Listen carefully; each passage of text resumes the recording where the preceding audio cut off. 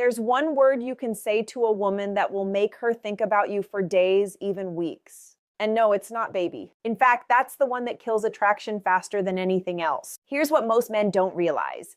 When you call her baby, you think you're being affectionate, sweet, caring, but what she actually feels is predictability. She's heard it 1,000 times before from men who were too eager, too available, too soft. It doesn't spark emotion. It tells her exactly what kind of man you are, and not in a good way. That's why she drifts. That's why she loses interest even when you're doing everything right. Because words without power mean nothing. But here's the secret.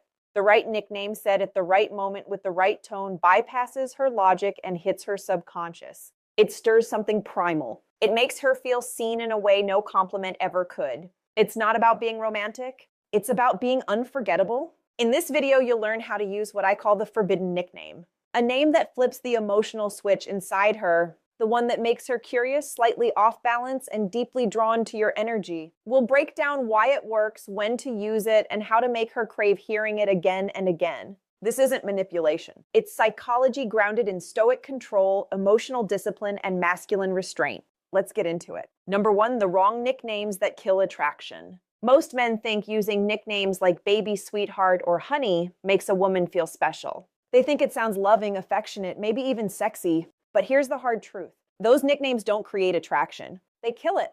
Why?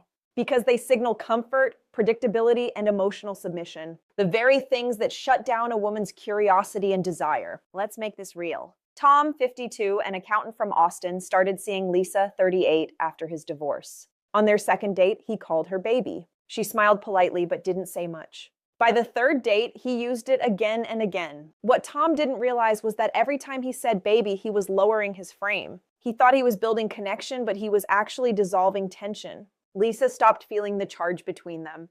There was no edge, no mystery, no masculine polarity. She didn't ghost him because she was offended. She just got bored. See, the problem isn't the nickname itself. It's what it communicates energetically. When a man uses a word every other man has used, it signals familiarity. And familiarity is the opposite of attraction. Attraction thrives on unpredictability, tension, and contrast. The moment you make her feel like every other woman she files you under, nice guy. And nice guys don't trigger obsession? Here's the psychological truth. Women don't respond to the literal meaning of your words. They respond to the energy behind them. When you call her baby, it doesn't sound like strength. It sounds like dependence. It feels like a man who's trying to pull her closer instead of standing his ground. It's an unconscious signal that says, I need your warmth to feel validated. And no woman, especially one who's used to being desired, finds that attractive. Now contrast that with masculine restraint. A man who holds back his words, who doesn't rush to assign nicknames, creates tension. His silence makes her wonder what he's thinking. His composure makes her want to earn his affection. When he finally gives her a name, one that feels personal, deliberate, and rare, it lands with power because she knows it wasn't given easily. The Stoics understood this principle centuries ago. Epictetus said, control your tongue and your mind will follow. In modern terms, don't speak just to fill the silence. Don't use words out of habit. Speak when it means something. That's what makes your words and your presence carry weight. Tom's mistake wasn't that he cared. It's that he showed it too soon, too softly, too predictably. He tried to connect by mimicking what weak men do instead of standing out through calm confidence. If he had held back, used her name, looked her in the eye, and said less, the dynamic would have been completely different. His silence would have done more than baby ever could. So here's the lesson. Stop using nicknames that make you sound like every other man. Don't give affection cheaply. Make your words valuable by saying less. Let her feel your strength through your tone, your presence, and your restraint. When you speak sparingly and deliberately, you don't need to call her baby to make her feel close. She'll feel it in the way you look at her. And that's what makes a woman obsessed. Not what you say, but what your silence makes her feel. Leave a comment that says, I've seen this. In the next part, we'll uncover the forbidden nickname, the one that doesn't soften your power, but amplifies it. The one that taps directly into her subconscious and makes her crave your attention even when you're silent. Number 2, the forbidden name that drives her wild. Every man thinks he needs the perfect word to make a woman fall for him. But the truth is, it's not about the word. It's about what that word awakens in her. The forbidden nickname isn't cute, predictable, or romantic. It's primal. It's the kind of name that slips past her logic and touches something deeper. The part of her that wants to feel chosen, claimed, and seen by a man who doesn't beg for her attention. You see, women are emotional creatures. They don't respond to reason. They respond to symbols. And the forbidden nickname works because it's symbolic. It's not a label of endearment. It's an emotional mirror. It tells her who she is in your eyes, but in a way that catches her off guard. That's why when you call her something like Trouble Witch or Little Storm, it hits differently. It's not something she's heard 100 times. It's not safe.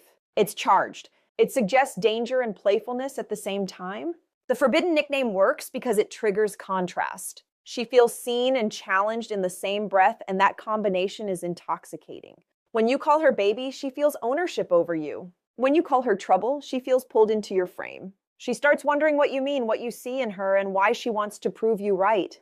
But here's the catch. It only works when it comes from the right energy. If you try too hard, if you sound nervous, it dies instantly. Because the word itself doesn't have power you do. The nickname is only a vehicle for your frame. It carries the energy you project. The more grounded and calm you are, the more impact it has. The Stoics understood this perfectly. Marcus Aurelius once wrote, "The soul becomes dyed with the color of its thoughts." In other words, your energy colors everything you say. If you speak from insecurity, even a powerful word sounds weak. But if you speak from composure and control, even a whisper can shake her. That's why the forbidden nickname must come from stillness, not excitement. When you use it sparingly, it becomes addictive. You might drop it once, then not again for days. That gap, that unpredictability makes it echo in her mind. She'll replay it, wonder why you said it, what it meant, and whether you'll say it again. That's how obsession begins. Not from repetition, but from scarcity. And don't misunderstand, this isn't about manipulation. It's about psychological polarity. The forbidden nickname reminds her that she's dealing with a man who's both aware and restrained. You see her, you acknowledge her energy, but you don't overindulge. You create a push and pull between closeness and distance. That tension is what makes her crave you. So here's the Stoic move. Don't chase reaction. Observe it. Control yourself first. Then let your words flow from that composure. You'll notice that when you stop trying to impress her, your presence itself becomes magnetic. The forbidden nickname isn't about what you say. It's about the state you say it from. Because when you speak from calm authority, your words carry weight. She feels it. She remembers it. And she starts associating your voice with excitement, curiosity, and a little bit of danger.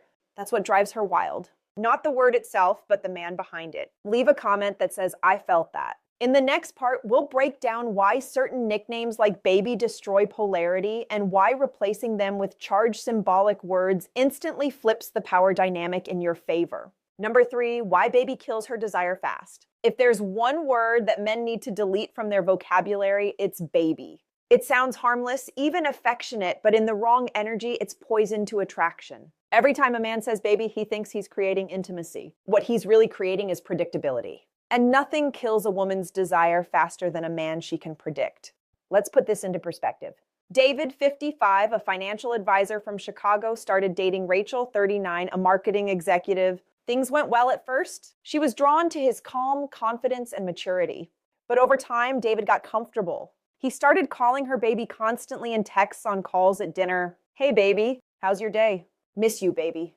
Can't wait to see you, baby." Rachel didn't say anything at first, but slowly she started to pull back. She began replying later, showing up less available. When David finally asked what changed, she said, "You used to make me feel excited. Now you just feel safe." And that's the exact problem. Baby is the verbal equivalent of a soft couch. Comfortable, familiar, but completely lacking in edge. It makes her feel adored, not desired. When a woman feels adored too early, her polarity flips. She becomes the one with the power, and you become another man chasing validation. Here's what's really happening psychologically. When you call her baby, you place her above you. It's a word of worship, not attraction. It sends the message, "I'm emotionally invested. Please see me as loving." But attraction doesn't grow from emotional safety alone. It grows from tension. A woman doesn't want a man who needs her attention. She wants a man who commands it. This is where most men misunderstand the balance between warmth and polarity. You can still be kind, still show affection, but if you give her too much comfort too soon, you remove her curiosity. She stops wondering what's coming next. She knows you're already emotionally captured.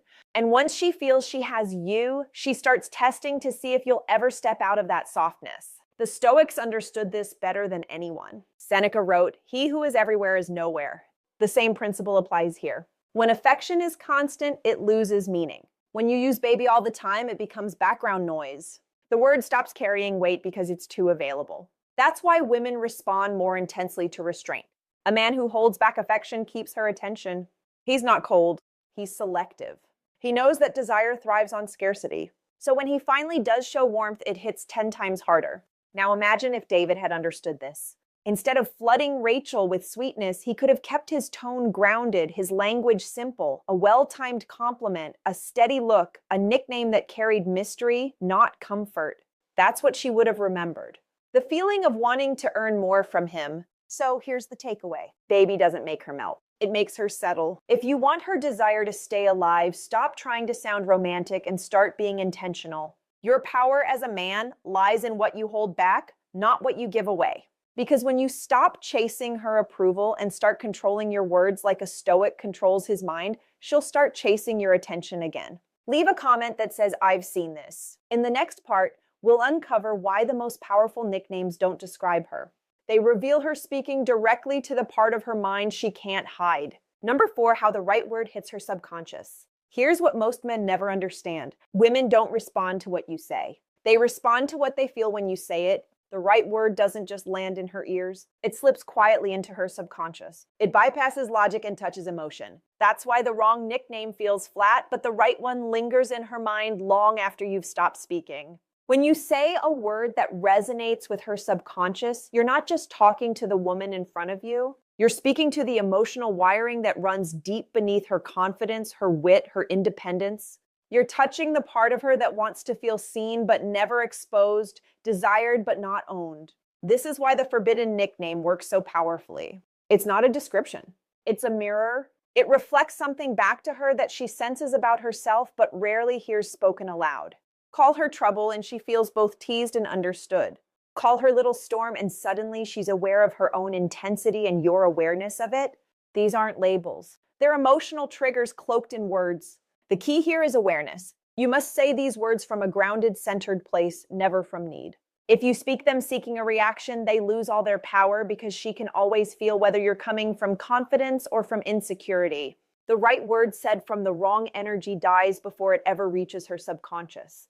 The Stoics had a truth that fits perfectly here. Epictetus wrote, "First say to yourself what you would be, then do what you have to do." In other words, before you speak to her, decide what kind of man you are. If you embody calm authority, your words will carry it. If you embody uncertainty, your words will betray it. That's why some men can whisper a single word and make a woman's pulse quicken, while others can talk for hours and leave her cold. The difference isn't vocabulary, it's presence. When you speak from a place of control, your words vibrate at a different frequency. She doesn't analyze them, she feels them. And the more you hold back, the deeper they sink. Because in her subconscious, restraint equals power. The less you chase a reaction, the more she craves your attention. Here's a Stoic truth to remember. Stillness speaks. The right word spoken sparingly with timing and intention creates silence afterward that does the real work. That silence is where her mind races, where she replays the sound of your voice, where she starts to imagine, and that's how obsession begins. Not with explanation, but with imagination.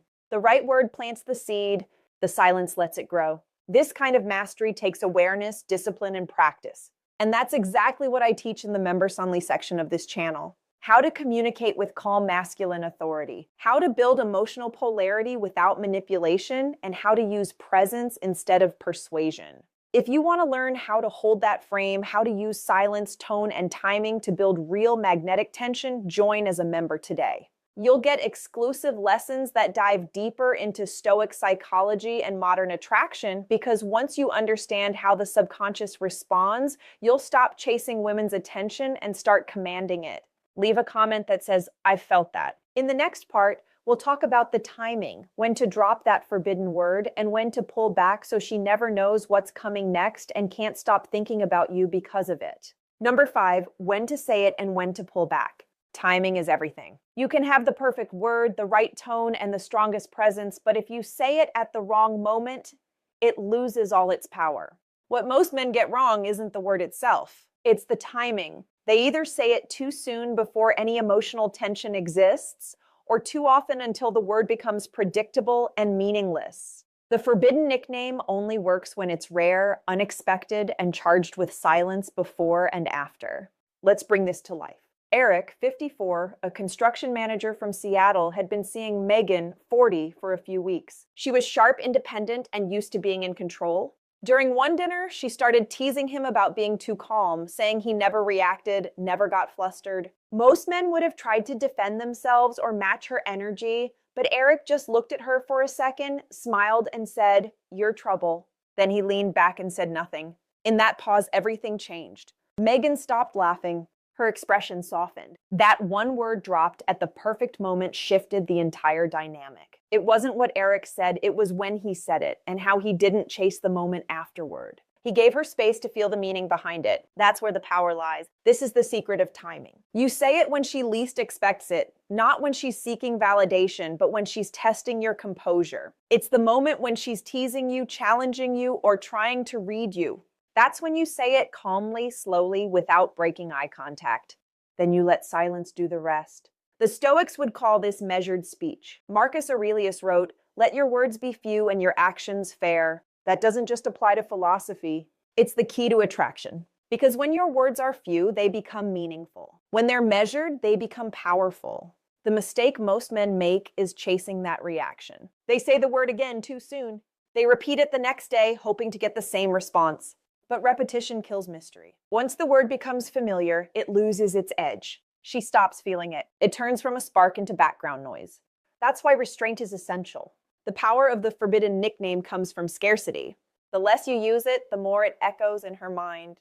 Think of it like perfume. A single drop lingers longer than a heavy spray. And this is where masculine discipline separates men who get results from those who don't. Eric understood this instinctively. After that dinner, he didn't use the word trouble again for almost 2 weeks. Megan brought it up herself, half jokingly. "So am I still trouble?" That's when he knew she'd been thinking about it the whole time. When you pull back after giving her an emotionally charged word, you create mental space. In that space, her imagination takes over. She replays it, wonders why you said it, what you meant. That's not manipulation. That's psychology. Because the human mind obsesses over the things it can't predict or control. So here's the rule. Timing isn't just about when to speak. It's about when to stay silent. The right word lands like a spark. The silence afterward lets it burn. Be intentional. Wait for the moment when she's least expecting it. Then say it with calm certainty once and walk away from the need for a reaction. That's what leaves her replaying your voice in her head long after you're gone. Leave a comment that says, "I've seen this." In the next part, we'll explore why mystery and scarcity don't just make her think about you, they make her feel addicted to your presence, even when you're nowhere near her. Number 6, mystery makes her addicted to you. If you want a woman to think about you long after you're gone, stop trying to be fully understood. Mystery, not explanation, is what keeps her craving more. When a woman feels she knows everything about you, she stops feeling curious. And when curiosity dies, attraction dies with it. Here's the paradox. Most men never grasp. Women aren't drawn to what they can predict. They're drawn to what they can't quite define. The more you reveal, the less she feels. The more you hold back, the more she invests emotionally trying to figure you out. The forbidden nickname works for this exact reason. It's not just a word, it's a hint. It teases the edge of understanding without ever fully revealing its meaning. When you drop it once, then pull back, it leaves a residue of mystery in her mind. She replays it, wonders what you meant, and slowly you start living rent-free in her thoughts. That's addiction, not built on constant attention, but on the space between it. Mystery creates emotional tension. It's the silent conversation that happens in her head when you're not there. She remembers the tone, the timing, the calm confidence. She fills in the blanks with her imagination. And her imagination is far more powerful than anything you could ever explain out loud. But mystery isn't about playing games or acting distant. It's about control, emotional control. It's about knowing when to reveal, when to stay silent, and when to let her chase the meaning. The Stoics understood this as self-restraint, the art of not giving away your power through impulse. Marcus Aurelius wrote, "The more we value things outside our control, the less control we have." The same applies here. If you're desperate for her attention, you'll overshare. You'll talk too much, text too fast, reveal too soon. But if you value your composure more than her validation, you'll stay grounded. You'll reveal your thoughts like a man revealing cards one at a time, only when necessary. And that's what keeps her guessing, Mystery, when combined with presence, is intoxicating. It's not about being cold. It's about being unreadable in the right moments. She doesn't know exactly what you're thinking, and that drives her crazy in the best possible way because deep down, every woman wants to feel more than she wants to know. The forbidden nickname is your tool to create that feeling. You say it once, let it echo, then retreat. Don't explain it. Don't follow up. Let silence do the heavy lifting. She'll fill the silence with her thoughts, her fantasies, her curiosity. That's how she gets hooked. Not on you, but on the mystery of you. Stoic mastery teaches that true strength lies in restraint. The man who can hold his peace while others chase attention becomes magnetic by default. Because mystery isn't about manipulation, it's about self-command. It's about letting her feel your presence even in your absence. So here's the truth. If you want her addicted to you, don't flood her with attention. Give her tension. Don't try to be transparent. Be steady, grounded, and a little unreadable. Because the more she tries to figure you out, the deeper she falls under your spell. One word, one silence, one look at a time. Leave a comment that says, I felt that. In the next part, we'll talk about how to use her emotions, not her logic, to deepen that pull by speaking directly into the parts of her she hides, even from herself.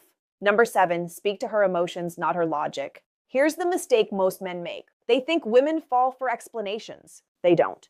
They fall for feelings. You can't talk a woman into attraction. You can only make her feel something. Every word you say either moves her emotionally or numbs her mentally. And the men who understand that difference never struggle to keep a woman's attention. Let's take a look at a real situation. Mark, 57, a retired pilot from Arizona, started dating Vanessa, 41, after meeting through mutual friends. On their first few dates, Mark tried to impress her with his stories, long conversations about his career, his travels, his achievements. She was polite, even intrigued at first, but soon he noticed her energy shift. Her eyes wandered, her body language softened, and her texts came slower. He didn't understand. He thought he'd done everything right. The truth, Mark was speaking to her logic, not her emotion. He was giving her information, not sensation. He was trying to be interesting instead of making her feel something. Now imagine if instead of listing facts, Mark had said, you know what I miss most about flying? That moment right before takeoff when everything's shaking and you know something powerful is about to happen, that single line would have done more than all his stories combined because it paints a feeling. It pulls her into an emotional space, one she can feel, not just understand. The forbidden nickname works the same way. When you call her something symbolic like trouble or witch, it bypasses her rational mind. It's not a definition.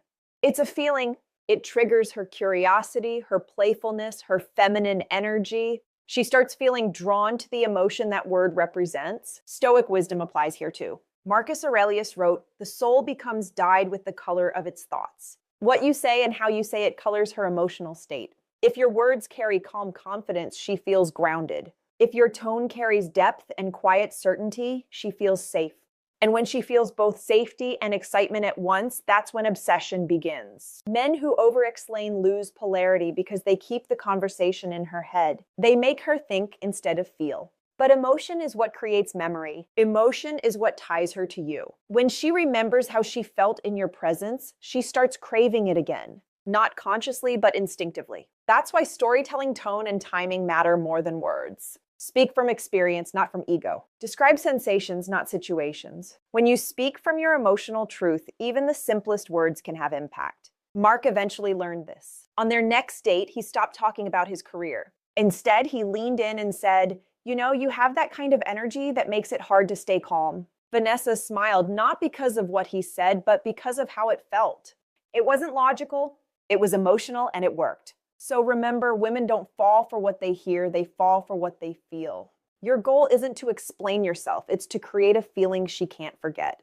Leave a comment that says, "I've seen this." In the next part, we'll uncover why naming her energy, not her need, is what makes her feel seen and why that single shift changes the way she experiences you forever. And that's what makes her remember your presence long after you're gone.